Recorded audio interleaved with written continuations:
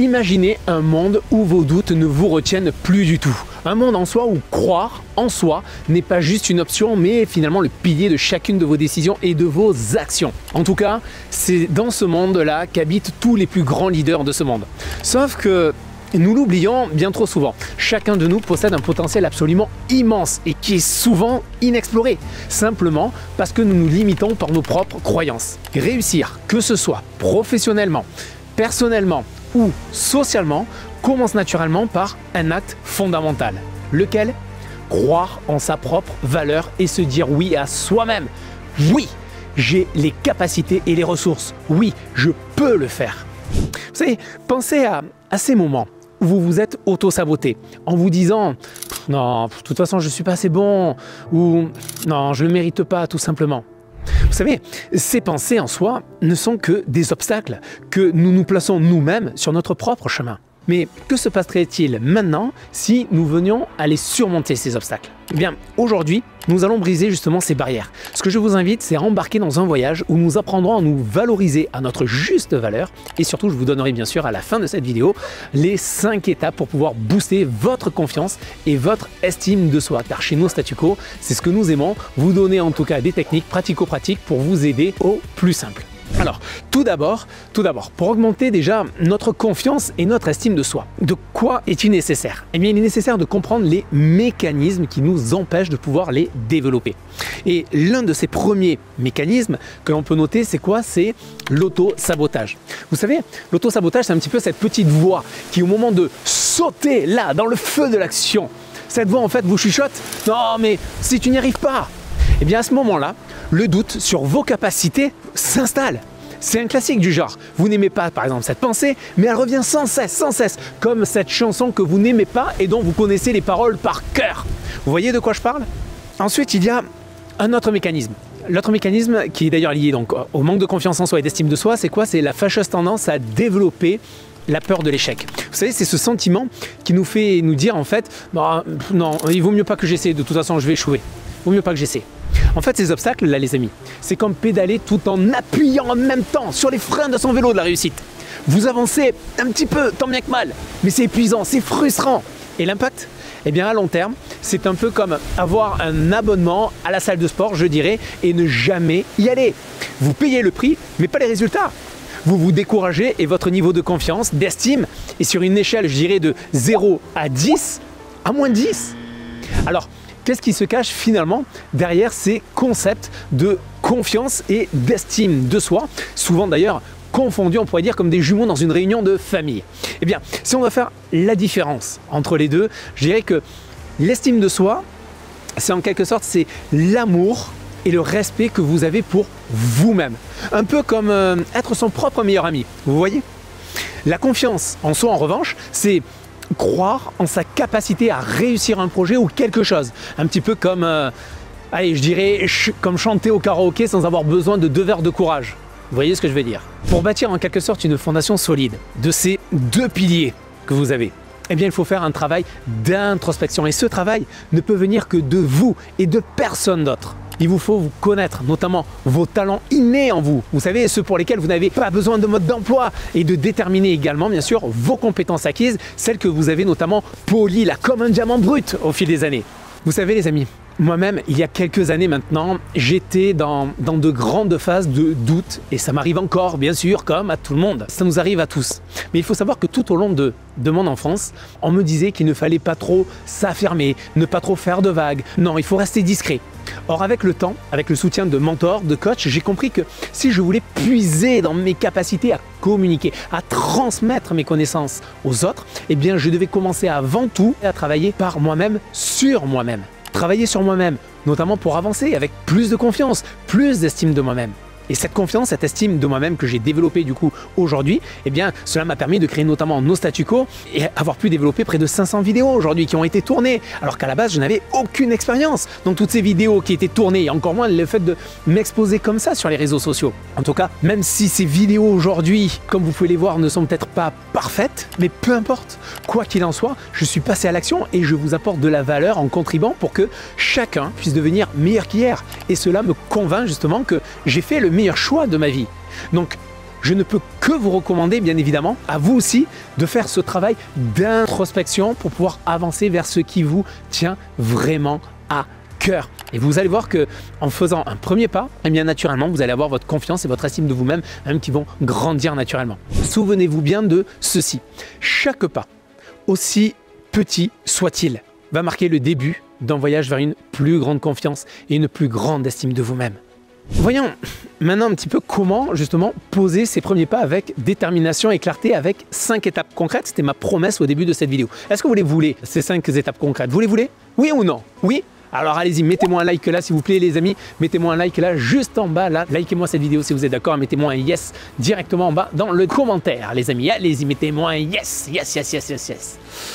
Allez, étape numéro 1 maintenant, donc celle que je vous livre c'est quoi? L'étape numéro 1 pour gagner en confiance et en estime de soi, c'est ni plus ni moins que faites déjà un bilan de vos talents. On a commencé un petit peu déjà à l'aborder. Pourquoi je vous dis de faire un bilan sur vos talents? Eh bien, tout d'abord déjà, commencez par imaginer un moment de votre quotidien. Peut-être lorsque vous cuisinez, allez, on va dire un plat qui est plutôt complexe pour beaucoup de personnes et que pour vous, eh bien vous le faites finalement avec une grande facilité. Vous le faites sans recette en quelque sorte. Ou lorsque vous résolvez une autre situation, c'est lorsque vous résolvez par exemple instinctivement un problème au travail. Eh bien ce sont peut-être là justement vos talents innés qui vous permettent de passer en action. Prenez un moment donc pour réfléchir concrètement à ces capacités naturelles que vous avez en vous. Pourquoi je vous dis cela? Parce que faire ce travail sur ses talents, je dirais, c'est la première étape.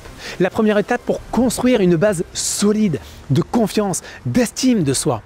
Comment faire? Eh bien, commencez par lister ces moments où vous vous sentez en pleine maîtrise. Et ce, peu importe la simplicité de la tâche pour vous, mais qui peut même d'ailleurs paraître plus complexe pour d'autres. En tout cas, pour vous, c'est votre talent. Et le fait de déterminer cela va vous permettre justement de vous appuyer sur ces derniers. Deuxième étape, qui rejoint un petit peu le côté des talents, cette fois-ci, la deuxième étape consiste à faire un plan de vos compétences développées. Alors, la différence entre talent et compétence, la différence c'est que le talent c'est quelque chose qui est inné en vous, c'est vos forces qui sont innées en vous, elles sont en vous, et les compétences par contre elles vous les développez avec le temps. Chaque compétence en soi que vous avez donc développée au fil des années sont en soi en fait un atout précieux. Comment avez-vous développé vos compétences? Eh bien, cela peut être par l'apprentissage notamment de nouvelles méthodes de travail, par le biais de la formation, de lecture, de partage d'expériences avec d'autres personnes également, que ce soit des coachs, des mentors, des personnes dans votre entourage. Vous avez également mis en pratique peut-être aussi ce que vous avez appris. Et c'est ainsi justement qu'avec le temps, eh bien, vous avez développé des compétences, vos compétences. Pensez par exemple à un projet réussi ou à une difficulté surmontée grâce à vos compétences. Cette prise-là de conscience est cruciale pour pouvoir renforcer quoi? Votre mental. Alors, comment faire maintenant l'inventaire de ces compétences? Ce que je vous invite à faire, c'est de dresser une liste de toutes les compétences en fait, que vous avez acquises en réfléchissant à la manière dont elles ont contribué à vos succès passés et bien sûr à vos succès en cours. Troisième étape maintenant que je vous livre, c'est prêter attention à la manière dont vous vous parlez. D'après vous, j'ai une question, d'après vous, quelle est la personne à qui vous parlez le plus chaque jour? Ce n'est pas avec vos collègues de travail, non. Ce n'est pas avec votre conjoint, non plus. C'est avec qui? Avec nous-mêmes, les amis. D'après les dernières études qui ont été réalisées sur le sujet notamment, nous avons près de 60 000 pensées par jour dans notre tête. 60 000 pensées par jour, waouh! C'est énorme. La grande majorité de ces pensées notamment sont produites par notre subconscient et ce de manière totalement automatique sans que ça nous vienne comme ça à l'esprit. Et le reste, en tout cas des pensées, bien nous y travaillons activement de près ou de loin. Quand vous écoutez par exemple une chanson en boucle, une centaine de fois, que se passe-t-il d'après vous? Eh bien votre cerveau mémorise l'information et vous connaissez justement ensuite les paroles, sans pour autant réfléchir à celles-ci. Maintenant, qu'en est-il des pensées négatives et de l'auto-sabotage? Eh bien le dialogue interne fonctionne de la même manière. La manière dont nous nous parlons peut soit nous construire, soit nous démolir. Donc pour transformer cette perception, je vous invite à remplacer chaque pensée négative qui vous vient à l'esprit par une affirmation positive. Et ce simple switch que vous allez faire va amplifier votre confiance de manière significative, pas que sur l'instant, mais bien sûr sur la durée. L'étape numéro 4, maintenant que je veux vous livrer, c'est une fois que vous avez fait le bilan de vos talents, de vos compétences, de modifier la manière dont vous communiquez avec vous-même, dont vous vous parlez. Dans cette quatrième étape, c'est bien sûr capitaliser sur vos réussites, sur vos victoires passées. Pensez par exemple au moment où vous avez réussi, même dans les petites victoires. Vous savez, c'est un petit peu comme, je dirais, comme feuilleter un album photo de vos succès. Vous prenez les anciennes photos. Ça vous est déjà arrivé? Quand vous reprenez, vous savez, vous tombez sur un album photo et vous êtes content en famille. Vous regardez votre album photo et puis vous tournez les pages. Oui, parce qu'avant le smartphone, entre autres, on avait ces albums photos. Et peut-être vous aussi encore. Moi, en tout cas, j'en ai à la maison, on en a. Et c'est vrai que des fois, quand on se remémore avec émotion certaines périodes de notre passé, waouh, c'est plein de joie, plein d'enthousiasme généralement. Et vous tournez les pages. Et bien là, c'est exactement la même chose en ce qui concerne vos succès. C'est feuilleter vos succès. Prenez conscience de ce que vous avez vécu.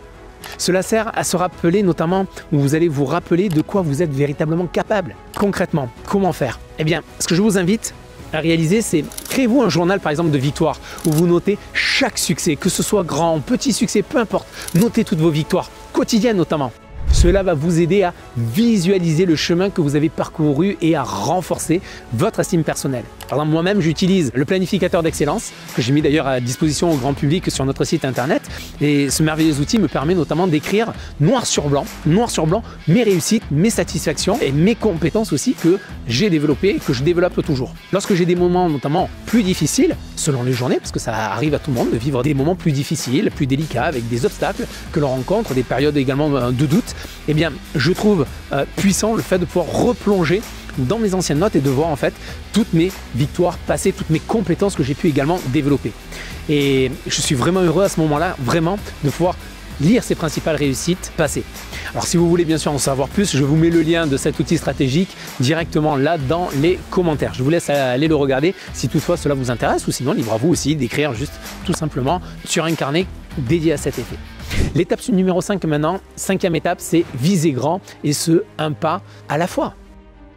Vous savez, fixer un grand objectif peut sembler, on pourrait se dire, c'est intimidant. C'est comme regarder en quelque sorte quoi?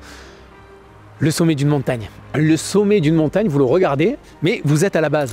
Waouh, la montagne, elle est immense. Elle est immense. Et on se dit, non, elle est peut-être trop haute, cette montagne. Non, je ne vais peut-être pas y aller parce que, elle est immense.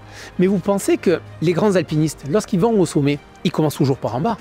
La difficulté n'est pas la hauteur, justement, de l'objectif, la grandeur de l'objectif, mais c'est les moyens que l'on va mettre en œuvre pour pouvoir y arriver. Et comme chaque ascension, comme chaque grand alpiniste, comme même un débutant, chaque ascension commence par quoi? Par un premier pas. Qu'est-ce que je veux dire par là? Eh bien, tout simplement dans vos objectifs, apprenez à décomposer votre grand objectif en étapes plus petites et plus accessibles. Et concentrez-vous ensuite sur le premier pas que vous allez pouvoir amorcer. Cela rendra le processus moins écrasant et vous motivera également davantage pour commencer. Cela vous donnera également l'élan nécessaire tout en vous donnant de la confiance. Parce que c'est facile, vous allez avoir envie d'y retourner. Et vous allez dire, mais pourquoi je n'y suis pas allé plus tôt? C'est ça qu'on veut en tant que leader. C'est ça que l'on veut. C'est pas de se dire, oh, ça a été difficile. Oui, bien sûr, c'est difficile. Mais au début, il faut se donner de l'élan, se donner de la confiance. C'est ça qu'on veut, qu'on aime. En tout cas, en intégrant, les amis, ces 5 étapes dans votre quotidien. Allez-y, ne mettez peut-être pas tout en place, tout là d'un coup, mais allez-y progressivement. Fixez-vous un cap, une organisation pour mettre en place tout ce que je vous ai livré là, dans cette vidéo. En intégrant ces étapes dans votre quotidien, vous commencerez à construire une solide confiance et estime de vous-même. Chaque action, chaque réflexion positive va vous rapprocher de la version de vous-même que vous aspirez à être. Nous arrivons les amis à la fin de cette vidéo, de notre voyage aujourd'hui, mais avant de nous quitter, j'aimerais vous poser cette question. Est-ce que je vais laisser mes doutes, mes peurs dicter ma vie, ou vais-je plutôt choisir d'agir pour construire la confiance et le courage dont j'ai besoin pour réussir? Vous savez, le célèbre auteur, conférencier américain Dale Carnegie disait très bien d'ailleurs à ce sujet, l'inaction conduit à la peur et au doute, l'action conduit à la confiance en soi et au courage. Si tu veux conquérir la peur, ne t'assieds pas à la maison. C'est un appel à l'action qui est simple, un rappel que votre potentiel également est infini, mais c'est à vous de faire le premier pas. Alors, si cette vidéo maintenant a résonné en vous, bien sûr, je vous invite à laisser un like si ce n'est déjà fait, à vous abonner pour ne manquer aucune de nos aventures ensemble et surtout partagez-la avec un proche. Et laissez-moi aussi un commentaire pour me dévoiler ce que vous retenez de cette vidéo, avec quoi vous repartez également et qu'est-ce qui vous a marqué. Moi, en tout cas, je ne vous encourage qu'à une seule chose, c'est de devenir l'architecte de votre réussite, un pas à la fois. Je vous dis à bientôt. Bye bye les amis.